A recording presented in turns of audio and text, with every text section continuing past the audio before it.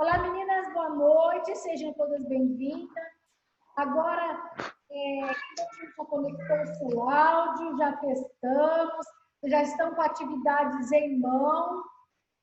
A professora está feliz que Jezebel hoje está conseguindo participar, a Nájila deu certinho, Marina, como sempre, todas as aulas fiéis aí. A professora vai iniciar realizando um compartilhamento de tela com vocês. Gostaria que vocês falassem para mim se vocês estão conseguindo visualizar o mesmo que eu. Estão conseguindo?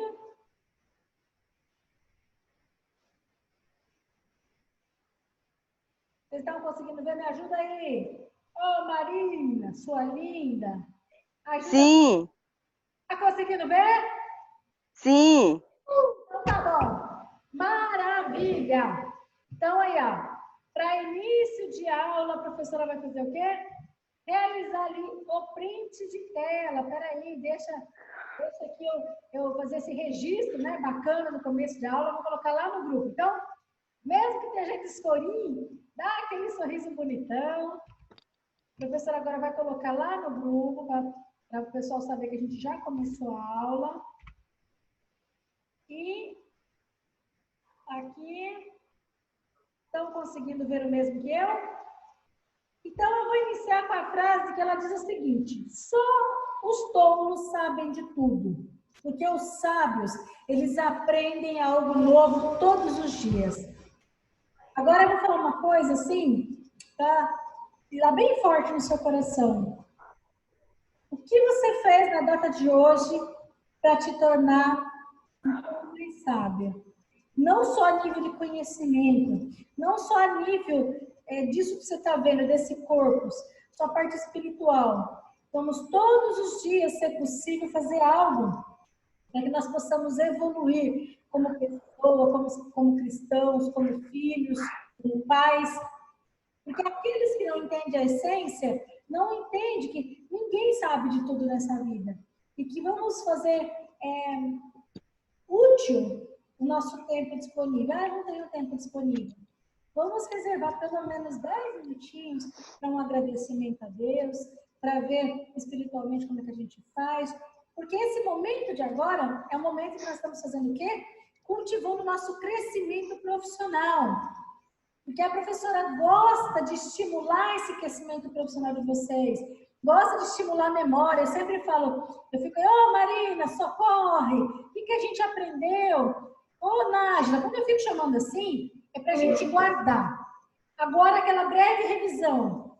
Quais as finalidades? Aula passada, nós falamos sobre os medicamentos. Vamos lá, buscar lá no fundinho da memória. Medicamentos. Quais as finalidades de se utilizar um medicamento? Primeiro, o medicamento, ele pode ser a prevenção. Lembra, Marina? Uhum. Isso! Prevenção, conforme as imagens aqui. Esse medicamento, ele pode servir o quê? Para aliviar, tá sentindo dor, toma um analgésico para aliviar. Eu quero me prevenir, a vacina. Eu quero realizar um exame. Esse exame, ele vai ser o quê? Ele vai ser utilizado no contraste. Então, quer dizer que esse exame, o que vai presente nele? Contraste. É um tipo de medicamento. Então, medicamento, a função é para prevenir, curar e diagnosticar. Esses são os principais motivos da utilização de um medicamento. Oi, Miriam! Boa noite, menina! Tá conseguindo ouvir a professora? Tá me ouvindo? Tá conectando o áudio, então? Então, professora, Miriam, fica muito feliz. Você conseguiu chegar para participar da aula. Que bom! Estou fazendo uma revisão aí. O que a gente viu na aula passada, tá? A professora já deu a introdução na aula, já falou que tolo é aquele que sabe, acha que pensa e sabe de tudo. Não. Sabe é aquele que cada dia aprende algo diferente. E aí nós estamos falando aqui, ó, quais as finalidades, então, de se utilizar um medicamento? Prevenir, curar, aliviar avaliar e diagnosticar. Porque esses medicamentos, todo medicamento, ou falando assim de uma forma chique, um fármaco, ele é composto. Professora, então, do que é composto esse medicamento? Todo medicamento... Oi, Lília, tá conseguindo me ouvir agora? Bacana! A professora está fazendo uma revisão da aula passada, falando dos medicamentos. Então, todo medicamento ou todo fármaco, ele contém um princípio ativo. Por quê? Porque todo medicamento ele tem algo, um componente que vai trazer o efeito. Seja ele, hoje a gente vai falar dos homeopáticos, nós vamos falar sobre, vamos pensar num medicamento para dor de cabeça. O medicamento, ele precisa da composição de um fármaco, ele precisa de um excipiente. Para quem estiver anotando aí, o que é um excipiente? Um excipiente é um preenchedor de volume. Como assim? Vamos supor aqui, eu trouxe esse copo d'água para dar como exemplo para vocês. Vamos supor um comprimido. Vamos supor que esse medicamento, esse copo aqui de água, seja um comprimido. Esse comprimido, parte dele é o fármaco, aonde está essa água. A outra parte aqui para preencher é o excipiente. Então, esse excipiente é um preenchedor de volume. Vou dar um exemplo para vocês, que a professora falou na aula passada a respeito disso. Eu falei com vocês a respeito do quê? Medicamentos líquidos. O medicamento líquido, ele é composto do quê? Ele é composto de um fármaco e de um recipiente, o qual ele serve de veículo. Quer ver um exemplo? Água. Para que eu possa beber um medicamento, a água é um veículo. É ele que vai levar o fármaco até o local onde ele precisa fazer o efeito. Entendeu? Um exemplo, comprimido. Um comprimido, o efeito dele é um pó. Se tiver a curiosidade para saber como é que funciona, pegue aí a bula, ou entre no site da Anvisa, tem a bula dos medicamentos que são liberados pela Anvisa, ou bulario.com, outro lugar de referência onde você consegue a bula de medicamento. Ou todo medicamento que você compra dentro da caixinha tem que vir uma bula, como se fosse um manual de instrução, entendeu? Então, assim, lá fala sobre os recipientes. Esses recipientes podem ser líquidos. Esses recipientes, eles podem ser sólidos, solventes ou absolventes. Então, se eu entendi que o medicamento tem um fármaco, ele tem um recipiente, ele tem uma quê? Uma forma farmacêutica. As formas farmacêuticas, nós falamos sobre elas na aula passada. São elas o quê? Sólida, líquida, pastosa e gasosa. Então, os medicamentos, eles têm formas farmacêuticas. Aí eu vou iniciar perguntando para você, então, o seguinte. Se a professora falou que o medicamento, ele tem o quê? Ele tem finalidades. Que a finalidade do medicamento pode ser para prevenção, para cura, para exame diagnóstico ou para alívio da dor. Esses medicamentos, eles têm os principais motivos deles terem formas farmacêuticas diferentes. Quer ver um exemplo? Então, formas de se administrar diferente. Então, por que existem tipos de vias diferentes? Porque existem pacientes diferentes. Porque existem formas farmacêuticas diferentes. Vou dar um exemplo. Criança é complicado. É mais fácil você dar um medicamento líquido para uma criança do que dar uma injeção. É verdade. Por quê? Porque a injeção, você teria que fazer o quê? Você teria que pagar, de repente, alguém para fazer. Agora, dar um xarope é muito mais fácil você dar para essa criança, correto? Então, por que existem vias diferentes? Porque existem formas farmacêuticas diferentes. Por quê? Para facilitar a administração. Você imagina, se toda vez que você sentisse dor, você tivesse que sentir uma agulhada? Se é muito mais fácil você tomar um comprimido? Então, existem vias diferentes para facilitar a administração, existem formas diferentes para garantir a precisão da dose.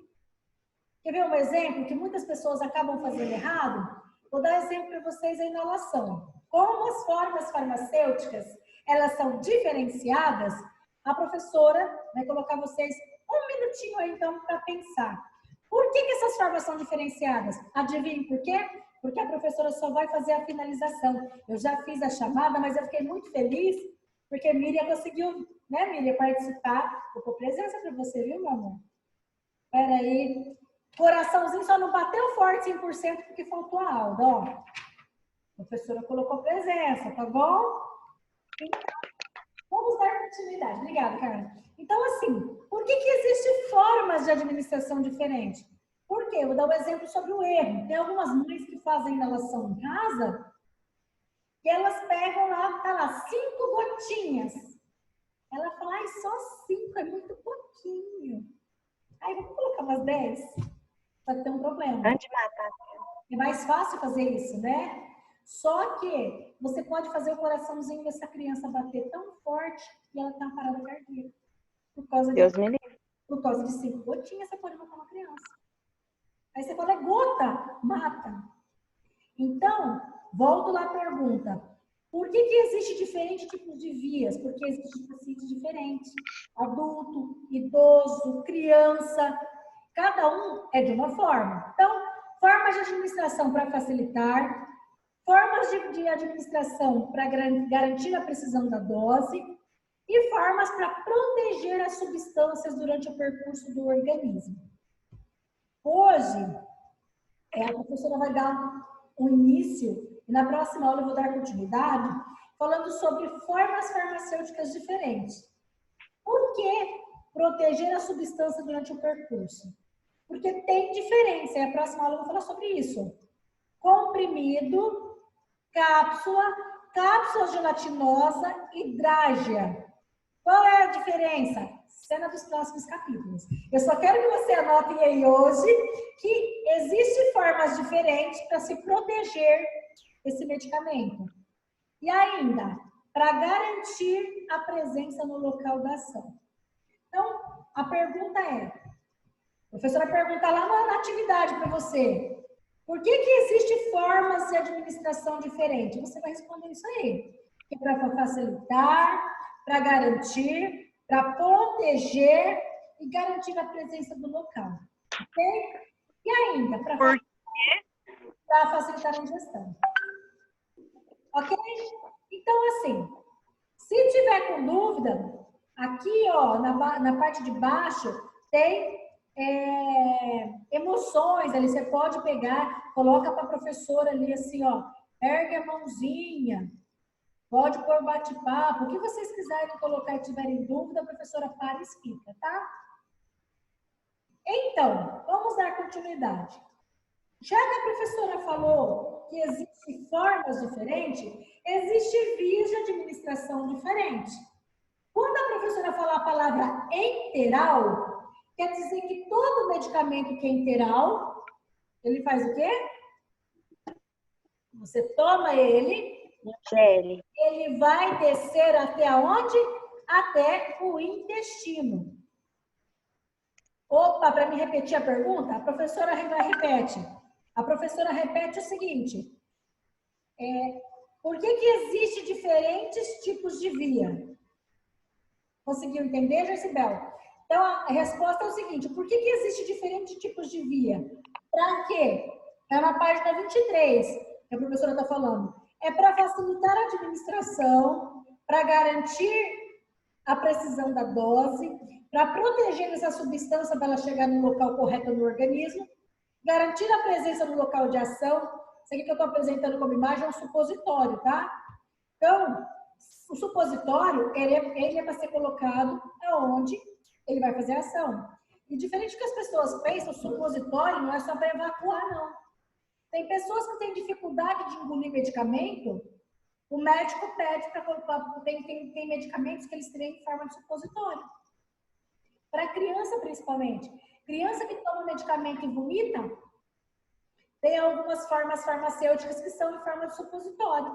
É muito mais fácil você pôr o supositório na criança do que fazer um comprimido. Eu até ouvi falar uma vez que se em forma de supositório vai mais rápido a ação, é verdade? Opa, vamos falar isso daqui a pouco. Ah, então tá bom. Ai, a Miriam, falando da aula, olha só, é isso aí mesmo, Miriam, é verdade. É verdade sim, por quê? E para facilitar essa substância, porque existe vias de ação, é isso que eu ia falar. Se a via de ação é enteral,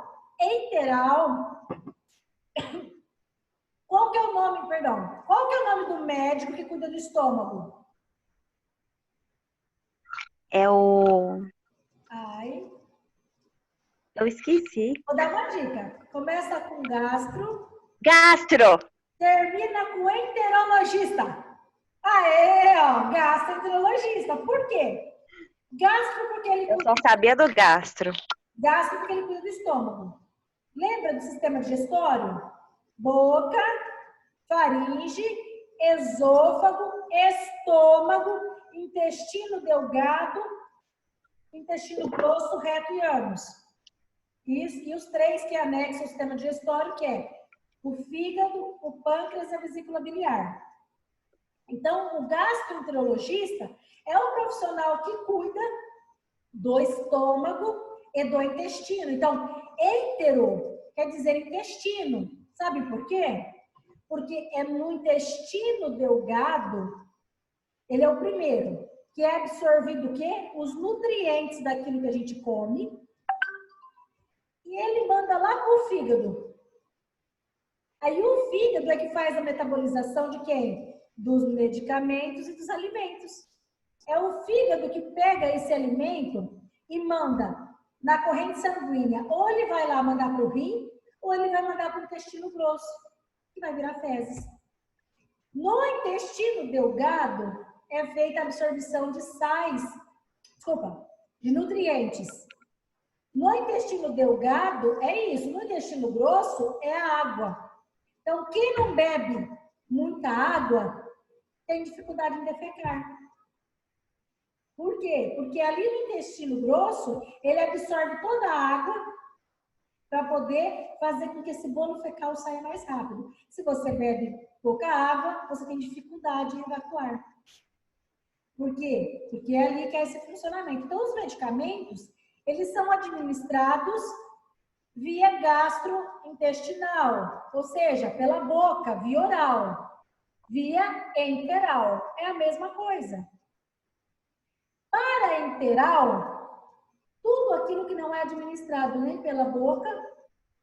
Então, pensa assim, para você anotar aí. Enteral, boca, tudo que entra, passa pelo estômago, entra, tudo que entra tem que sair, não é? Então, via enteral, boca, intestino, ânus. Entendeu? Agora, Entendi. parenteral é as outras vias, que são os injetáveis. Quando eu falar em via parenteral, são as vias injetáveis. Nós vamos ter uma aula específica que a professora vai falar todas as vias de administração que o medicamento pode entrar no corpo da pessoa. Tá bom? Combinado? Então, olha só. Então, toda vez que eu falar em via enteral e parenteral, para você entender, via enteral é via trato gastrointestinal. É a via que entra pela boca, mas eu vou fazer uma observação para você daqui a pouco. Via efeito sistêmico, essa substância ela é administrada pela boca. Via parenteral, efeito sistêmico. Mas essa substância, ela é feita o quê? Ela é administrada de outra forma. Esse medicamento entra no corpo da pessoa, mas não é pela boca. Como é que isso funciona, professora? Vou dar um exemplo. Talvez vocês não consigam enxergar, mas eu vou mostrar. Se eu estivesse aqui na sala de aula com vocês, eu ia fazer você olhar a língua do colega. Mas como não dá para você ver a língua do colega, eu vou mostrar a minha. Ó. Embaixo da minha língua, e se você for lá no espelho e fazer isso, erguer a sua língua e olhar, você vai ver muita veinha ali. Essa via é uma via que é, porque todo mundo explica assim, via interal, passa pela boca, passa pelo estômago ou pelo intestino e é eliminado, certo? Só que essa via é na boca, mas ela não passa pelo estômago. Ela é via sublingual. Ou seja, o que você põe debaixo da língua é absorvido e cai direto na corrente sanguínea, não passa pelo estômago. Entendeu? Vou dar um exemplo muito claro aqui. Se você pegar uma pessoa que tem problema cardíaco, ela está lá, tendo um problema de pressão alta, está quase infartando, está dando um problema. Se ele chegar no pronto-socorro lá, eles não vão dar medicamento para a pessoa engolir e nem fazer na veia. Vai mandar erguer a língua e deixar o comprimido ali embaixo. Esse comprimido, um exemplo, quem passa mal, que acha que a pressão está caindo, não, quando a pressão está alta. Mas quando a pressão está caindo, qual é a primeira coisa que a pessoa faz? Ergue a língua e põe o sal. Não é para engolir, é para deixar ali. Ali vai cair rapidinho na corrente sanguínea e vai fazer a pressão subir rapidamente. Ok? Então, se você estiver anotando aí, quando é pela boca, é medicamento via oral. É via oral. Mas quando é debaixo da língua, é sublingual. Não é uma via interal, é uma via especial. Tá bom? Deu para entender legal? Deu. Se deu, a professora vai dar continuidade falando sobre aquilo que a Miriam estava perguntando agora. Chama-se velocidade de ação. Eu vou dar um exemplo de velocidade de ação. Essa imagem é um pouco complexo para você entender, mas eu vou tentar explicá-la de uma forma bem resumida. Exemplo é a insulina. Insulina é um dos exemplos.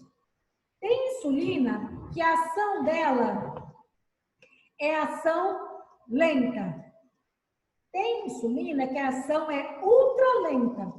Tem ação que é rápida e tem ação que é ultra rápida. Como é que isso funciona?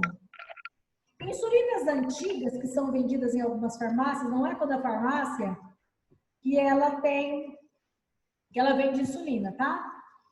A insulina é um hormônio. Esse hormônio tem que ficar na geladeira a uma certa temperatura. E ele tem ações diferentes. Vocês podem anotar aí, tem uma insulina que ela chama Lantus. A Lantus, ela é uma insulina que a pessoa aplica, ela só vai aplicar de novo depois de 24 horas. Então, a velocidade de ação é lenta, é ultra lenta, dura 24 horas no organismo.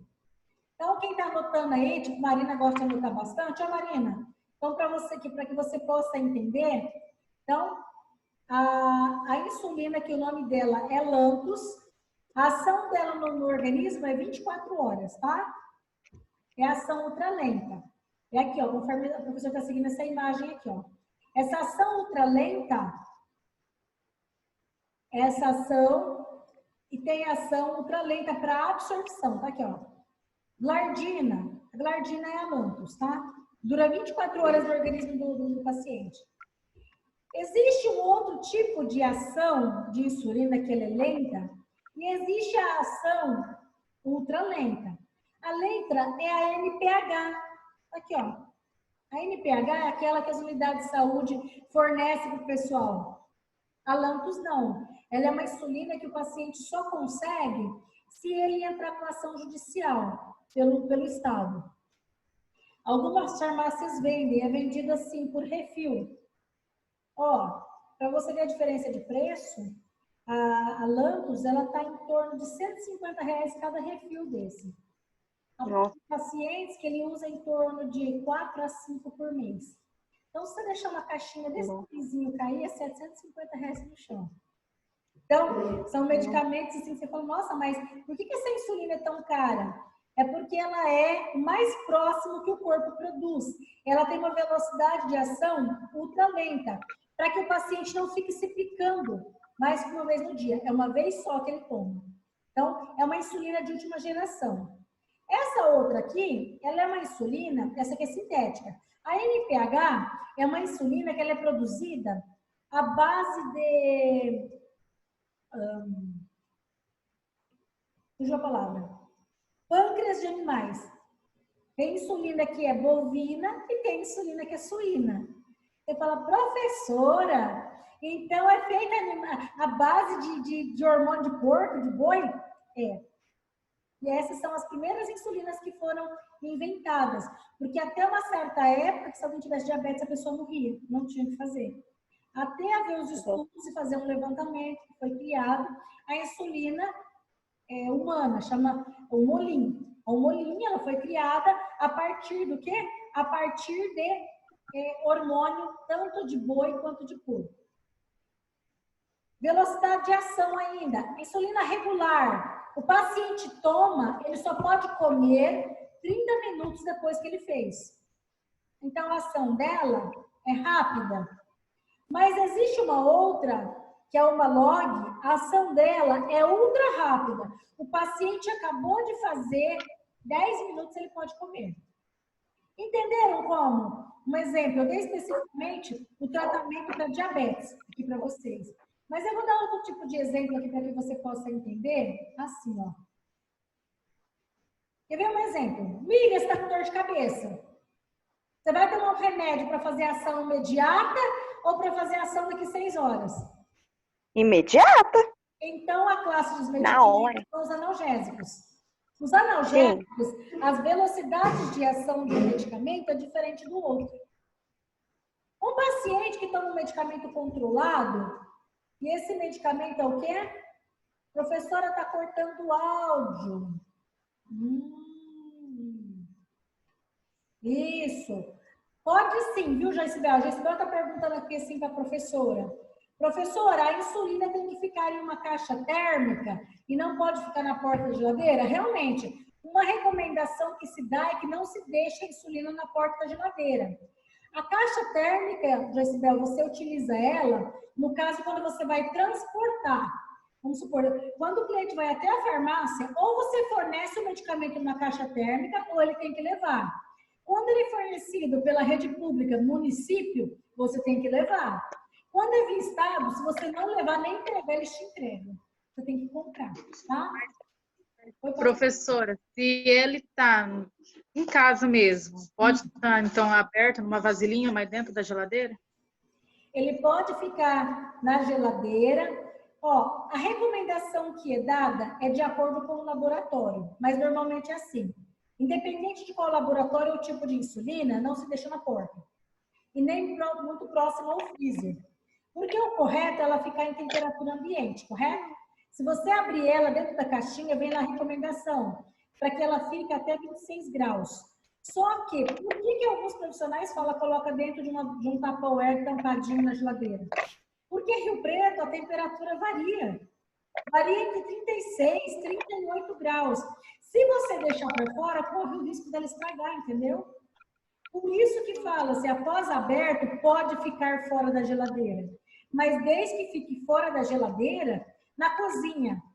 Você não vê o calor? Hoje em dia não, tá comum, tá uma temperatura agradável. Você poderia deixar a insulina fora da geladeira que ela não estragaria. Mas em tempo de verão, você pode? Não. Entendeu? Então deixa na geladeira, num lugar onde não vai ter muito movimento, de preferência a parte mais de baixo na geladeira, tá bom? Ok. Outra coisa, medicamento controlado, eles são medicamentos que mexem a nível do sistema nervoso central. Vou dar um exemplo da Ritalina, tem ela de 10 miligramas, tem ela de 20, tem vários tipos de Ritalina. E a Ritalina, especificamente, não é um medicamento para fazer ação na hora, ele é controlado. Ele está sendo fazer efeito para que a pessoa que tenha problema com hiperatividade possa se concentrar num período escolar. Então, um período lá de 4 horas. Ele tem que ficar nesse período escolar, ele tem que aumentar o nível de concentração dele, então quer dizer que ele tem que usar o quê? A insulina. Aí você fala, que bacana, professora. E assim sucessivamente. Medicamento que tem que ter, um exemplo, um efeito prolongado, antipertensivo, antipirético, vamos supor, se a pessoa tem uma doença crônica, ele sabe que ele tem problema de pressão alta, ele vai tomar o remédio para fazer o efeito naquela hora? Não. Se ele tem problema de pressão alta, por exemplo, ele vai tomar de manhã para fazer o efeito durante o dia, entendeu? Então, cada tipo de medicamento, ele tem um tipo de liberação dentro do organismo. É só para que vocês saibam que não é todo remédio que você tomou, ele já faz ação. Ok? Conseguiram entender bem isso? Então, assim, Sim. a velocidade de ação... Miriam, qual foi o medicamento que você deu o exemplo aquela hora, o supositório? Se eu fizer uma pergunta para você assim, o que você acha que faz efeito mais rápido? Você, como atendente, você vai me dar uma informação, eu preciso comprar para o meu filho. Meu filho tem um medicamento, e qual que faz ação mais rápida? Aquele que eu coloco debaixo da língua ou aquele que eu coloco pelo ânus? Que é o supositório. Eu acho que eu debaixo da língua, né? Então, mas a partir de agora, você vai dizer o seguinte, você tem certeza. Porque quando você dizer para o cliente, eu acho, você põe insegurança nele. Você vai dizer o seguinte, tanto debaixo da língua quanto pelo ânus, a ação deles são iguais. Sabe por quê? Porque tanto debaixo da língua tem veias que são absorvidas e tem até absorvida rapidamente na corrente sanguínea, quanto na região do ânus. Que são, quando o paciente está com hemorroida, o que é? Coloca-se ali a absorção, às vezes, tudo vai depender do tipo do medicamento. Conseguiu guardar bem isso? Então, vamos lá, vamos dar continuidade. O paciente, depende do tipo de paciente, é o tipo da via de administração que você vai usar. É diferente? Sim. Quer ver um exemplo analgésico?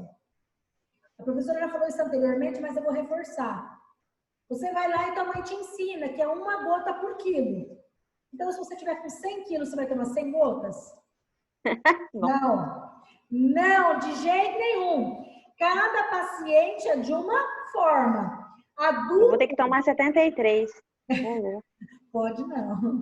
Infantil, de recém-nascido até infantil, até 11 anos de idade, é 1 gota por quilo. Passou disso, para cima de 12 anos, é diferente o cálculo, entendeu? Hoje nós não vamos fazer, mas se você observar na sua apostila, na página 24, tem o cálculo. De acordo com a idade do seu filho, vezes a dose para adulto, dividido pela criança mais 12. Aí, quando você vai ao pediatra, que você leva seu filho, seu sobrinho, enfim, o que o médico fica fazendo lá com a calculadora?